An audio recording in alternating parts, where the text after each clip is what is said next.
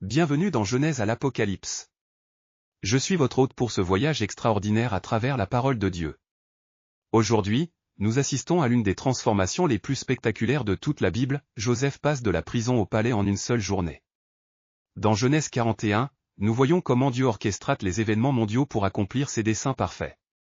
Mais avant de plonger dans cette histoire remarquable, prions ensemble pour que le Saint-Esprit ouvre nos cœurs à sa vérité. Lisons ensemble dans Genèse 41, versets 1 à 16, au bout de 2 ans, Pharaon eut un songe. Pharaon fit appeler tous les magiciens et tous les sages de l'Égypte. Pharaon dit à Joseph, j'ai eu un songe. Personne ne peut l'expliquer, et j'ai appris que tu expliques un songe, après l'avoir entendu. Joseph répondit à Pharaon, ce n'est pas moi. C'est Dieu qui donnera une réponse favorable à Pharaon. Remarquez immédiatement l'humilité de Joseph, il ne prend aucun crédit personnel. Après 13 années d'épreuve, Joseph comprend que tout vient de Dieu.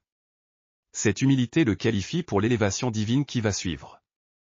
Examinons 3 détails cruciaux souvent négligés. Premièrement, pourquoi Pharaon fait-il exactement 2 rêves identiques? Joseph explique au verset 32, si Pharaon a eu le songe 2 fois, c'est que la chose est arrêtée de la part de Dieu. Dieu établit toujours la vérité par 2 ou 3 témoins. Deuxièmement, observez la transformation physique de Joseph, il se rase et change de vêtements avant de paraître devant Pharaon. Cette métamorphose externe symbolise sa préparation spirituelle. Troisièmement, les 7 années d'abondance viennent avant la famine. Dieu pourvoit toujours avant que le besoin se manifeste, il n'est jamais pris par surprise. Analysons les changements théologiques profonds dans ce passage. Premier shift, la souveraineté divine sur l'économie mondiale.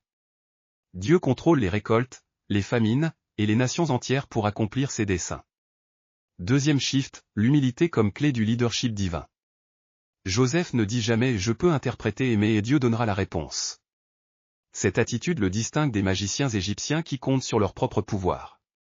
Troisième shift, la transformation instantanée par la main divine.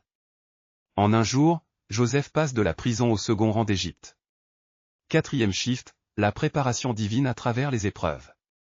13 années de souffrance préparent Joseph pour gouverner une nation et sauver le monde connu de la famine.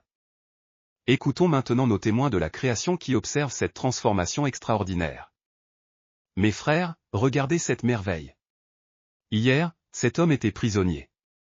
Aujourd'hui, Pharaon lui donne autorité sur toute l'Égypte. Du haut des cieux, je vois le plan divin se déployer. Chaque épreuve de Joseph le préparait pour ce moment. Dieu orchestre tout. Ce qui me bouleverse, c'est son humilité. Joseph aurait pu s'enorgueillir, mais il donne toute gloire à Dieu. Voilà la vraie grandeur.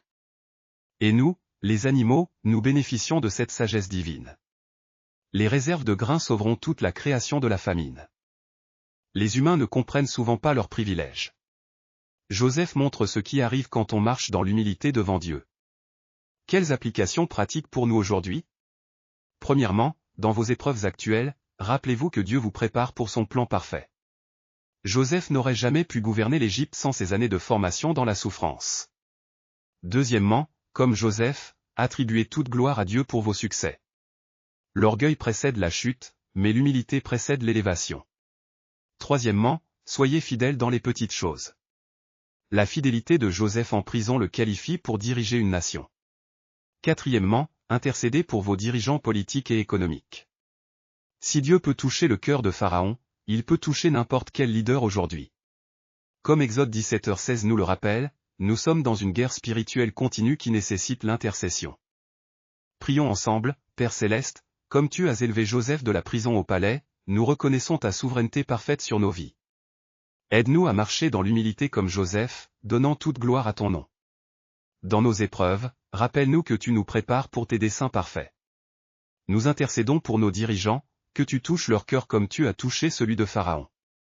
Selon Acte 12, unis nos prières pour voir ta délivrance se manifester dans notre génération. Dans le nom puissant de Jésus, qui transforme nos souffrances en gloire, Amen.